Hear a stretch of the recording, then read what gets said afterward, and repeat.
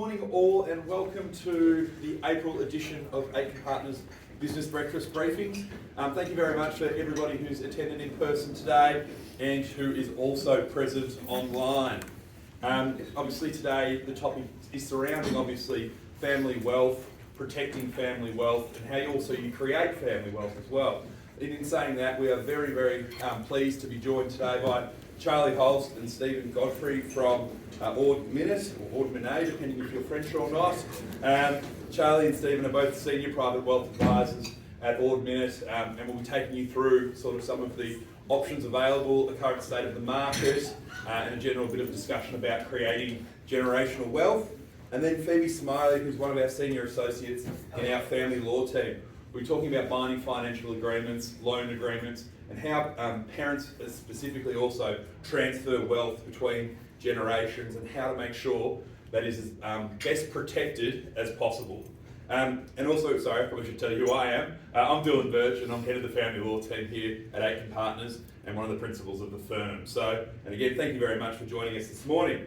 So to start with, we'll be speaking to Charlie and Stephen just a bit about the current state of the market, what's going on, what investments people are looking at the moment, and a few different things. So Charlie and Stephen, without further ado, at the moment we're seeing somewhat volatile markets over the past few years, but also we've seen interest rate rises, we've seen a number of different things which have obviously affected the market and confidence.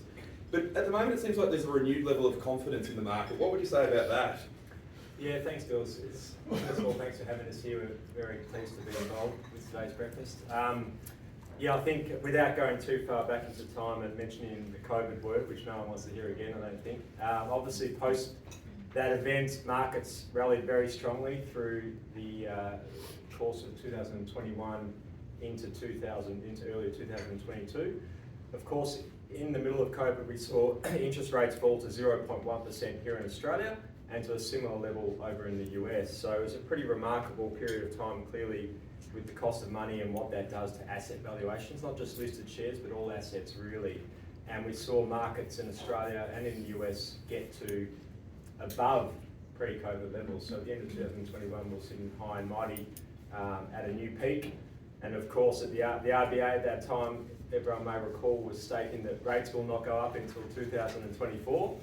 And I think even though a lot of people felt that was probably optimistic and wishful thinking, the expectation was not that rates would go from 0.1% in May of 2022 to 4.35% in August of last year. So a very sharp increase in interest rates certainly put a lot of pressure on asset values, particularly listed shares, and there was some unease through that period about how high interest rates we're going to get to. And when interest rates are uncertain, it's one of the biggest metrics to determine asset values. So with that, the share market here in Australia fell between 10 and 13%, depending which index you look at. And for us, we were quite pleasantly surprised or content with that. We were certainly bracing for much more dire conditions. And of course, through the back of last year into early this year, we've seen a change in that uncertainty that perhaps interest rates have now peaked. And with that becomes a renewed sense of confidence that, okay, we can price in the fact that rates are where they are, and we don't expect they're going to go any higher. So businesses and consumers alike can be more confident in making decisions again. And with that, asset values can be priced with more certainty. And then, of course, that quickly shifted to the fact that we're going to see some quite significant rate cuts throughout this year. And as markets do get ahead of themselves. So markets will always price 12 to 18 months ahead of things occurring. The market is a leading indicator. And at that time, a lot of perfection was priced into markets. And just over the last couple of weeks, we've seen a little bit of uncertainty creep back in, with inflation still very sticky in the US, and with that, the market's come off 3 or 4% just in the last couple of weeks. So it does show things remain very fickle. But I think the point to always come back to here is that markets will always move well ahead of things occurring. And with that, they'll bake in a number of factors or a number of scenarios. Sell now, buy now, and ask questions later. And then that's why you see a lot of quick and sharp movement to readjust things or where the market thinks we're going to go. So where we're going to go from now, I'd like to know. But certainly it's been a volatile period. It's been, the last few months have been a bit more settling, but I think it's certainly not a given that we're going to be free sailing from here on in. One of the things I was hearing the other day as well is the Australian dollar. That seems to be at a real low point at the moment, especially with obviously exporting and importing. Yeah. Do you see that having much of an effect on the market moving forward? Well, look, I mean, in Australia, clearly, we're quite barbelled in terms of our index. So 16 to 18% of our index is materials or mining, and another 24 or 25% at the moment is banking. So just between those two sectors alone, it's almost half the share market in Australia. Whereas you go to the US and it's S&P 500's, I think 30 or 31% technology at the moment. So we're probably 4%. So they're very, very different markets. In terms of the low dollar bill, as I say, because of the mining aspect, that's generally, being an exporting country, you could say that is a positive, given the trades that we deal with. But I think,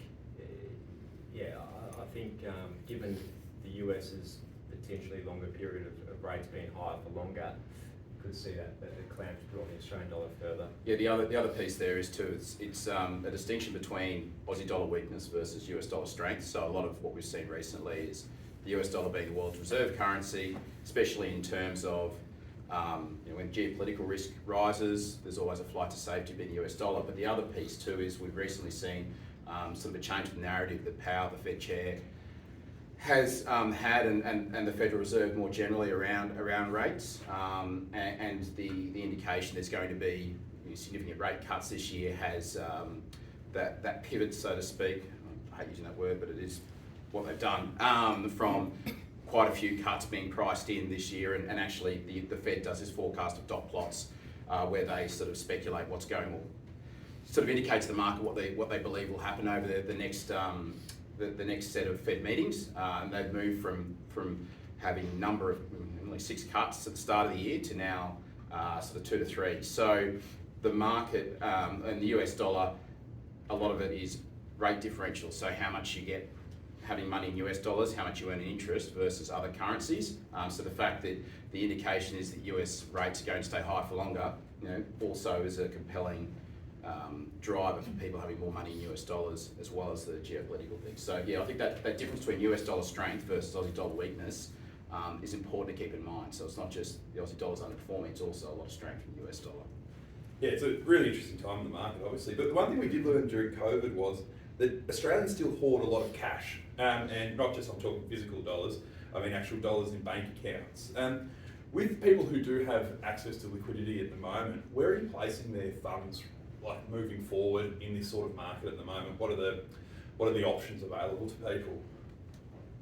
Yeah, I think it's important to be clear that I mentioned we talk about Aussie equities primarily, but we very much focus on a broader set of asset classes, so trying to have a diversified mix of asset classes. So Aussie equities to complement international equities, fixed interest, property, infrastructure, cash. And fixed interest has been particularly interesting recently, given the fact that in the middle of COVID, you could probably get 0.4% on the term deposit. You can probably now get 5.5%, depending where you're looking.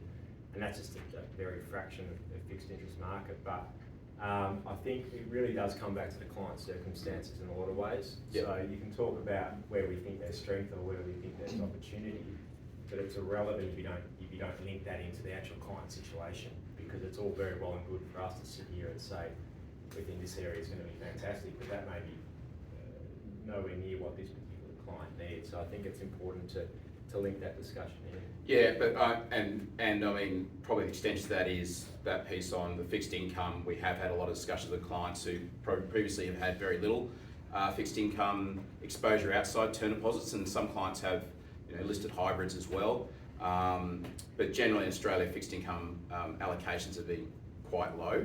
But now in the fixed income market, you can lock in yields of sort of plus 5%. And lock them in for a foreseeable period of time. So one of the issues we have with term deposits, and term deposits are great and still feature in portfolios, is that reinvestment risk. So you might be able to lock in a rate of 5.5 on a term deposit for 12 months, but then at the point that term deposit matures, what's the market look like then, and what are you doing with it then? So that's where we complement term deposits with certain parts of fixed income, and you can build a reasonably robust fixed income portfolio with sort of a 7, 8, 10-year duration. So you can lock in those yields for a significant period of time, so you don't have as much of an issue with that reinvestment risk. So we are having a lot of discussions with clients on fixed income, which 3, 4 years ago that was sort of a dirty word, and when cash rates were 10 basis points, you wouldn't even bother because there was no earnings there. So that whole TINA phenomenon of there is no alternative to equities has definitely gone away. Sorry, Dylan. So I was just going to say, I think the important factor to come back to is that each of these asset classes all have their different return characteristics, of course. So in Australian equities, it's a very rich country in terms of dividend generation and franking credits that are associated with dividend distributions. And in Australia, in the last 20 years, approximately half of total return, so capital increase plus income, half of it's come from income generation. So it's, and you've got to really take into account the different return aspects. And in the US, or particularly, it's more like probably 30 or 35% of the company's profit will be paid out as dividends or distributions. Here, it's more like 60% on average. Now, there's different reasons for that. Clearly, in the US, a lot of that money goes back into growing their business. They operate a lot of share buybacks as a country, generally the share market.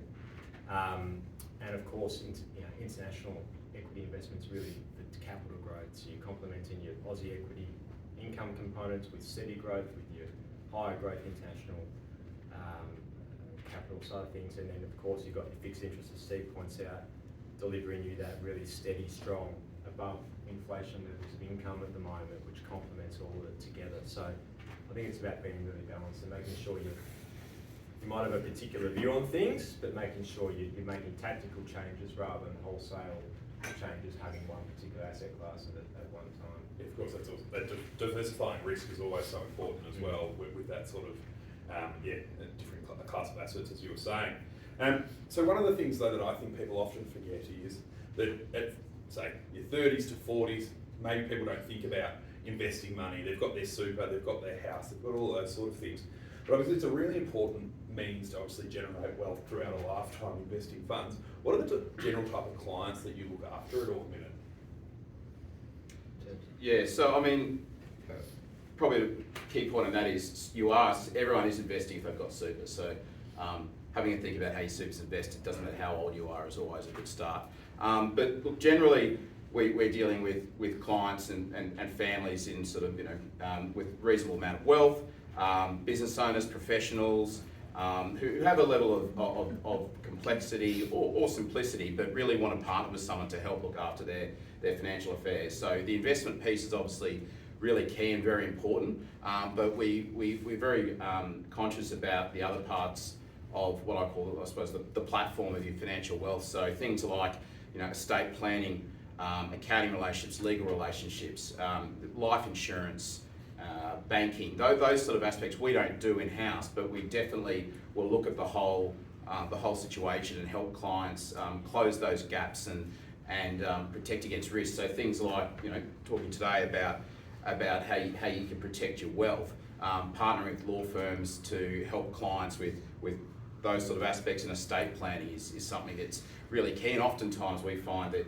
because we're having these financial discussions with clients, we'll identify those sort of gaps and then be able to partner with firms like Aitken to help close those. So, really it's about, for us, and Charlie and I sort of work as part of as a team, and we're sort of partnering people who want to have a long-term relationship with advisors, and we see our job as advising. It's not just picking stocks, it's not just are you going overweight international equities, underweight fixed income. It's about partnering with people to really understand them, what their goals and objectives are, and help them sort of grow their wealth and protect their wealth over time.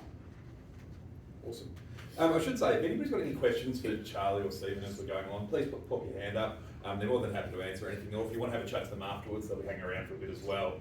So, but obviously, look, thank you very much for that, guys. So, Phoebe, you've got to a stage in life where you've generated all this wealth, you've invested it properly with the boys at All Minute, and you've got this big nest egg, and you want to be unlike my father and give some of it away, and you're looking to try and pass some of that money on to your kids. Now, we often see in family law, especially, mums and dads go, here's 500 grand, here's 200 grand, go buy a house, go buy something to really start your future together.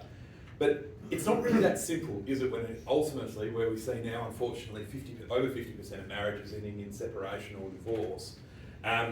These issues of loaning money between different generations, between parents and kids, grandparents and kids, have raised a number of complexities for you. So what have you been seeing as far as that goes in the family law area? Yeah, so we're finding recently that a number of our clients are coming to us and they're members of this new bank, and it's not, you know, your NABs or your Combanks or anything like that. We're calling it the Bank of Mum and Dad. And it's where they're going to mum and dad and they're getting big lump sums of money, and they're using this money to go and buy a house, typically, or they're investing it in shares or things like that. And they usually do this before or when they're in a relationship, so before a relationship or when they're in a relationship. And we're finding that parents in particular are really starting to worry about giving money to their kids, just in case, you know, 5, 10, 15 years down the track, their child separates from their partner or from their spouse. And there's some really key things that we can do to protect those funds. And it's really important because if your child goes through a separation and they've been given this lump sum of money from their parents, if it's not protected from the start, the court more often than not will deem the funds as a gift. And if the funds are a gift, then it's an asset which is available for division under the Family Law Act. And your child may be in that position where they're going to have to share some of that money with the spouse that they're separating from. So there's some key things that we can do to protect that money and the wealth that you might have. The first one is parents should always look at setting up a loan agreement with their child, and getting some independent legal advice on that loan agreement, and their child should also get it. Because if the child does separate and we're going through the family courts, if there is a loan agreement in place, the funds that the parents gave to the child is going to be protected. But there's some really important things that we need to look at. So there needs to be a written loan agreement in place. We need to be able to show that there was a genuine intention that the loan was going to be repaid. Things like that. Yeah, sorry, so that's probably one of the big things here as well. Some people sometimes will scribble on a bit of paper, I've given you 500 grand, it's repayable when I ask for it, interest, whatever I deem necessary at the time when I'm calling it in. Those are the sort of informal loan agreements that we often see. Can you give us a little bit of a comment on how effective those sort of loan agreements are? Yes, so Dylan and I are actually working on a case at the moment. We're acting for the wife, and the husband came into the relationship with a property that was probably worth about $4 million. But to purchase that property, he borrowed $1.8 million from his parents. And he's done the right thing, and his parents have done the right thing. They've got a loan agreement in place, and there's an interest component to it. It's now been 15 years later. The loan had no repayments made. It did increase, the interest was going up, so the loan is now worth $4.5 million, so the same value as the house, conveniently. And the day after separation, the parents again quite conveniently decided that was when they wanted to recall the loan and ask for the loan to be repaid. So there's some real issues there. We're obviously going to be taking the position that that loan agreement is set aside because it wasn't genuine. Over 15 years, there were no repayments made. There was no intention that the husband was ever going to repay the loan. So speaking about that, so when you look at whether it's a gift or a loan, that's the first question obviously. A gift is if there's really no sort of documentation or anything like that, is that right? Yes, so no documentation. The parents have gifted the funds to the child. There was never any intention for those funds to be repaid. So in that sort of circumstance where there's nothing at all, that money then forms part of the property pool, is that right? That's part of the pool, and your child's spouse can be entitled to get some of that money in their division of property. And so you sort of talked about a bit, obviously if there's a formal loan agreement, it's a good starting point to say this is a genuine bona fide contract between parent and child. What are the other sort of issues the court will look at? I know you've mentioned interest rates and things like that. Yep. What does the court take into account when determining whether it is a genuine loan or it's just, because obviously the thing the court's trying to protect again is, isn't it, that After the separation, money goes to the parents, but the money's just going to come straight back to one of the parties. Yeah, so if there is that loan agreement in place, when we're dividing the property, any money that's outstanding owing to the parents will be given to the parents in the property division. So like we said before, the court looks to see whether there is that standard written loan agreement, whether there's intention, whether there's been evidence of repayment. They're sort of the key things that we look at. Yeah. In terms of making the loan agreement commercial, what's your advice or suggestion with regards to the interest rate being charged? Yep, so you can, the loan agreements tend to do it based on what the banks are doing it. That would be a commercial way to structure your loan agreement. And the flip side of that too is that can it just be interest only? Does that cut the mustard, or do there have to be capital and interest repayments being made? It probably doesn't cut the mustard. There probably has to be some intention that the principal is going to be paid back. If not straight away, there needs to be a date whereby the loan is going to be repaid. I think one of the important things though is that as well, Phoebe, isn't it, that there's ongoing regular repayments being made.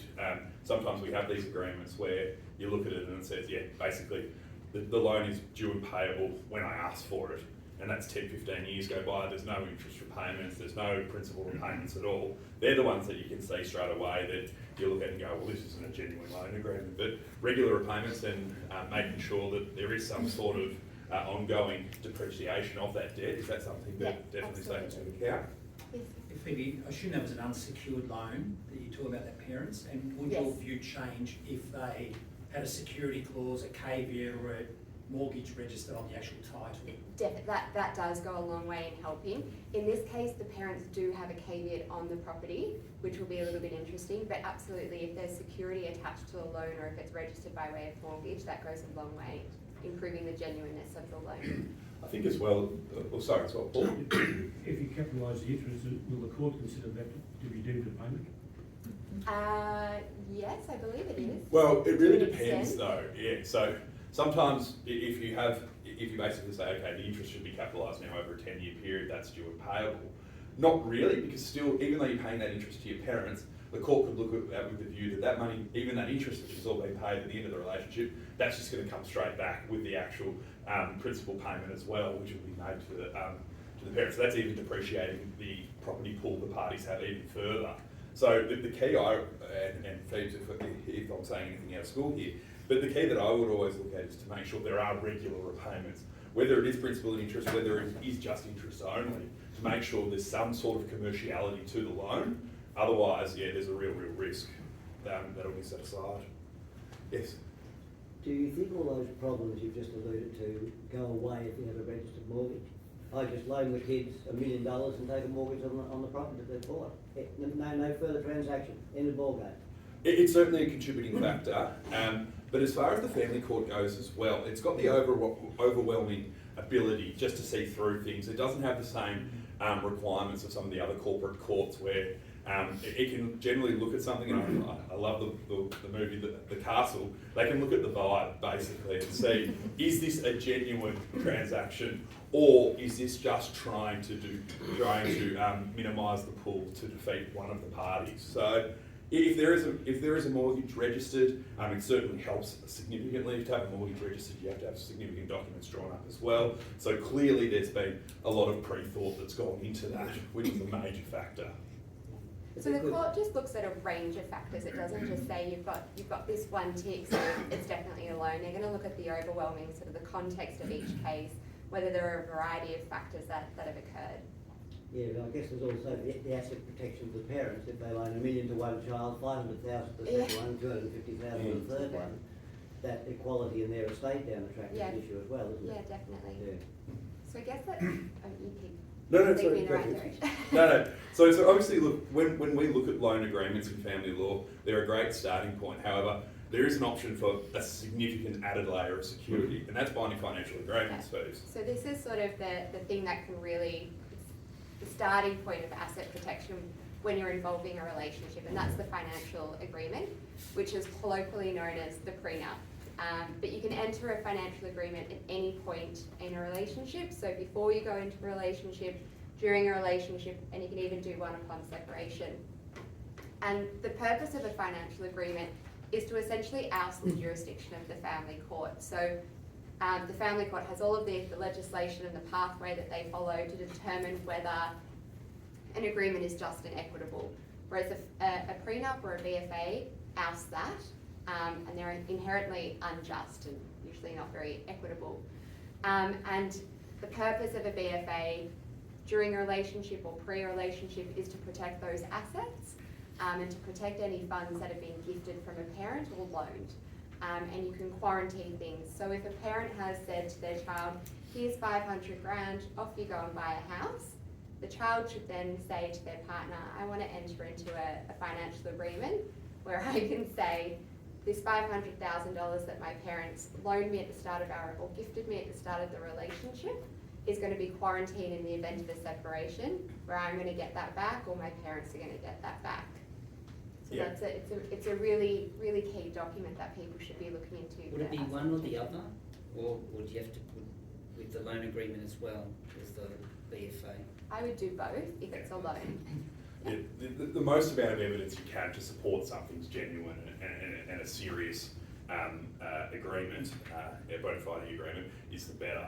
But when we talk about a bona financial agreement, people sometimes just think it's a one-page document. That's not quite right, is it, Phoebe? No, so a financial agreement is a highly complex document. It can go on for sort of 50 odd pages. And when we're doing a financial agreement, it's really important, it's a requirement under the Act that both parties get independent legal advice, and each party has to get extensive legal advice. We often do a letter of advice to our client that could be sort of 15 pages in length, and that advice has to be sort of giving them advice on the benefits, the disadvantages, the purpose of a BFA, all those sorts of things. So it's got to be very comprehensive advice. Yes. So can I just ask you a question? Do you have one? Do I? Well, No. I recently got married and I have one. Yes. No, I do not have a BFA. She might not be married. Just engaged, so I might be coming to see Dylan soon.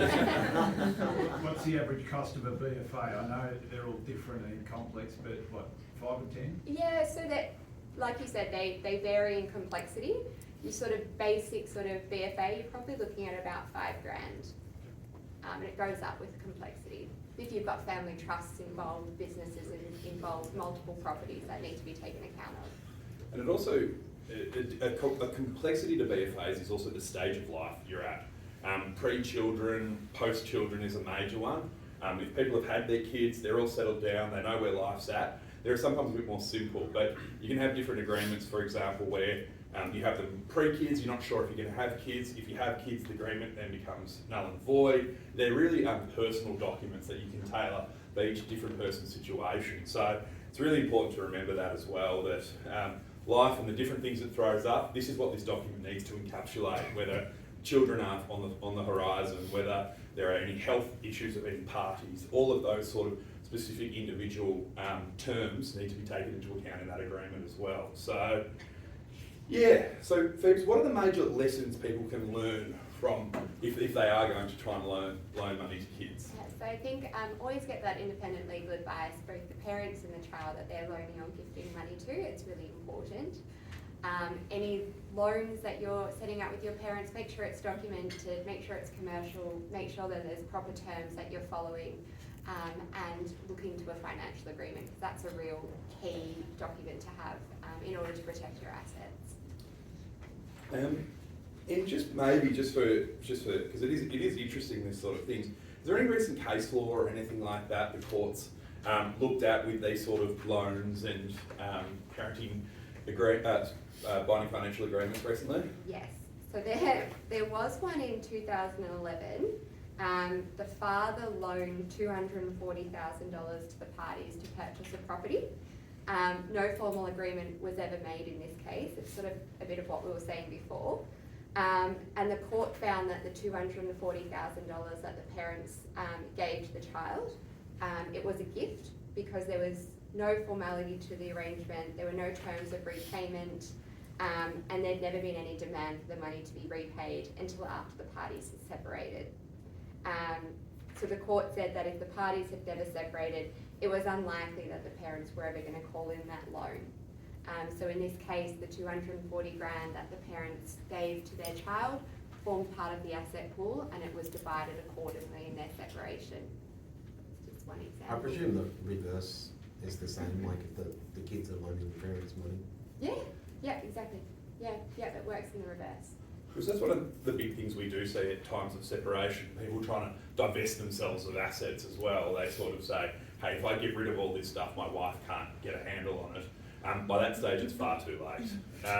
If people try and do that, there are Section 106B of the Family Law Act specifically has powers to claw back any funds that have just been essentially dissipated to defeat a creditor being the other party. So we always say in this sort of line of work, whether it's Charlie, whether it's Stephen or Phoebe or myself, it's always get that advice at the start to make sure you can set up an agreement, set up a strategy to make sure that, unfortunately, it is a bit yucky to talk about separation when you're just entering a marriage or something like that. It certainly isn't sexy, and it's a very difficult conversation, I know personally.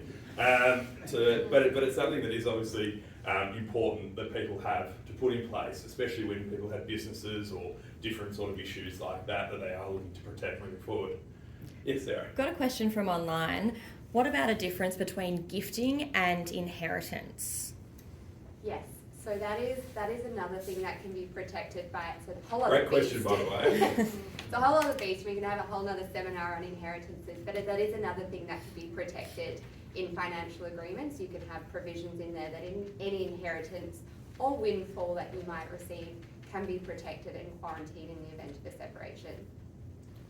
Could that be protected via a testamentary trust in the will Yes. of the deceased? Yes, definitely, it can be, but again, having that financial agreement is just the cherry on top. The testamentary trust goes so far. It really depends as well what the trust has been doing. The trust has been making regular distributions to one of the parties. If it ever has made a distribution, those sort of factors as well are taken into account.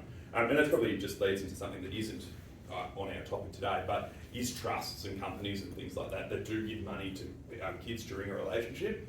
If there's evidence of regular repayments, evidence of regular money going out to one of the parties, then that asset, even though the child may not be the appointor, may not be a trustee, can be brought into the overall pool as well. Or if it's not brought into the pool, it can be called what's called a financial resource as well. So it's something to obviously consider if you are making distributions to your kids from trusts over a number of years. That can be seen to be guaranteed income moving forward for one of the parties as well, even though you even though the child may not necessarily control the trust or be an appointer or a trustee or a director or something like that. So it's really important to consider those things as well. How far back will they look, Dill? So obviously there's got to be a consistent, so say the last 5 years, one of the children has got $50,000 every financial year from a trust. The trust may not be brought in as an asset, but it could be seen as a financial resource. So one of the parties will have that extra $50,000 moving forward throughout their life, and the court can then adjust that overall, whether it's 50-50, 55-45, accordingly taking into account those distributions. So yeah, it's something important to take into mind as well. Those sort of things. Yes, sorry. So if there's an agreement in place and if circumstances change, say parties get married or they have kids or they get a loan from their parents during the relationship, do you advise to update the agreement or to make a new agreement altogether given the costs of the bank agreements that you have? So the agreement. Can you just repeat that, sorry, for online? So the question was, if your circumstance, so you've done your BFA and then you're in your relationship, circumstances changing, you might have a loan agreement with your parents after the fact, you have children, those sorts of things. The aim of a financial agreement is that it takes all of these things into consideration from the start when we're drafting. We make sure it's a very comprehensive document that can take in those sorts of things. If things do change dramatically during a relationship, the only way you can vary it is by setting aside that, agreeing to set aside that agreement and entering a new one. And it has to be done by consent of both parties. So yeah, that's a big point, is that everything has to be done by consent by both parties. You can't just unilaterally say, no, I don't want this agreement anymore. That's the whole point. It locks people into an agreement. But as Phoebe says, yeah, sometimes you take into account obviously inheritances, the possibility of children, and those sort of things in that initial agreement. Yeah. Got another question online. How often are BFAs tested in court, and are they generally upheld? It's sorry, no, you go. They're regularly, people make applications all the time to set aside BFAs. How successful, I don't have data on how successful those applications are, but there's a whole series of factors that you need to try to prove in order to set aside a BFA. That's why it's really important to get independent legal advice, and it's a must, it's a requirement. If you don't get that independent legal advice, that's a reason to set aside a financial agreement. But yeah, there's a whole heap of different factors. Other things like duress, not disclosing assets, those sort of things, if people enter by essentially fraud into one of these agreements where they don't actually disclose their full financial position, that's a really good reason why a financial agreement can be set aside. But I think prenup's got a bad name in Australia, especially for a period of time when people just tried to cut corners. They didn't give proper independent advice. People did all of these sort of dodgy agreements, and that's where they got a bad rep. But obviously, if you do them properly, you tick all the boxes. For the most part, they will definitely be enforceable. And if they're not enforceable, at least it shows the clear intention of where everything was at the time when you entered it. This is kind of a tax question, but if there's a loan agreement in place and the regular repayments are made, principal and interest, does that mean that the parent that made the loan has to pay tax on the interest that's paid? It does. Yeah. Good question. I know there's a few accountants in the room, Sam, so maybe they might ask that one. That'll feed into the interest rate. There's no escape. Just on the earlier referral by Ordinette to superannuation, where does that stand in a family law issue in terms of, perhaps to take an extreme, a wealthy grandparent gives a grandchild 300 grand to put in a super and they don't then go and get divorced? So the $300,000 goes into the child's superannuation, and that's an asset of the relationship. Superannuation is included as an asset of the relationship. It's sort of treated a bit differently to normal property. Basically, what people had at the start of a relationship with super, what they end with, it's all combined and it's divided 50-50 with super. Yeah. We're seeing quite a few of these where we've got to split the self-managed super funds, and can get quite complex when there's a really large lumpy asset like a property or something in there. So yeah, it's and also with combined funds where you've got multiple generations, parents and kids in the funds, that also gets quite... Yes, what's happened to a new trend with 6 members in the BSMSF. So yeah. Pay off their ex debt. Yes. Is there any other questions or anything at the moment from the floor? Thank you very much for all of your, or online as well, for your questions. They've been excellent. Anything else? Anybody got anything else? Gone. So, look, thank you very much for everybody joining us today. Please hang around for a coffee, some food, everything like that, to have a chat. As I said, Charlie and Stephen will be hanging around with everybody to have a bit of discussion about things if you need to. But otherwise, thank you very much for attending today, and hope you all have a wonderful Thursday. Go to the doggies tonight. Yeah, very good. Thanks, everyone.